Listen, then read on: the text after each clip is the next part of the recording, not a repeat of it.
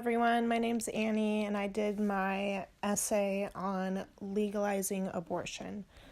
For the past few decades, abortion has been one of the biggest controversies of all time. The definition of abortion is the termination of pregnancy by the removal from the uterus of a fetus prior to being capable of normal growth. Many people believe that it is immortal and even consider it to be murder. And those people who believe that are definitely uneducated on the abortion subject and have never been through it themselves. Over 70,000 maternal deaths occur every year because of unsafe abortions, because people are scared to even go to their doctors or go here and talk about it with people. Our nation as a whole should legalize abortion and become pro-choice.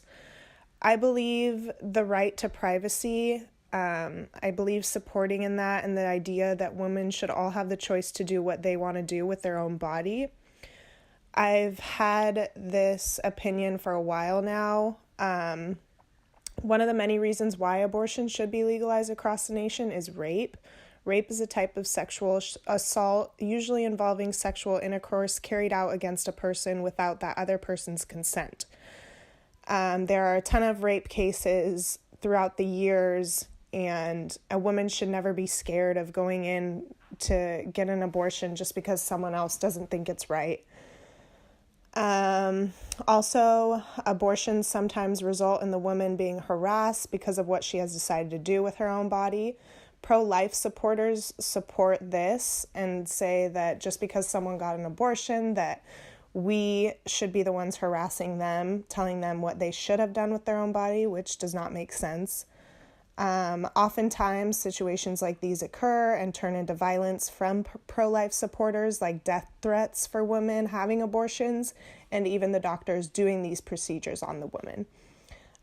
Pro-life supporters also support the idea that every child has the right to live. And yes, sure, every child does have the right to live, but abortion does not occur at the time where the fetus is even close to being fully grown. In today's day and age, the cost of living has progressively become so high that many people are struggling to find money to stay on their feet with their families. So how can a woman bring a child into the world when she knows that as a mother, she's not financially or even emotionally stable to support herself, yet alone raise a child? Every woman should also have the right to do what they want to do with their own body. I support the girl who is 15 years old who loses her virginity and becomes pregnant because she wasn't fully aware of the consequences or the actions.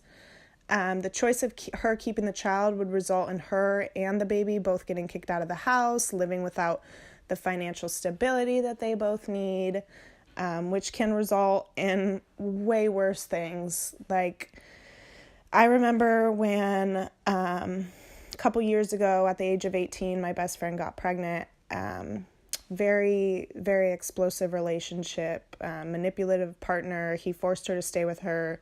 He forced her to stay with him multiple times during the relationship, threatened even if she ever thought of leaving him.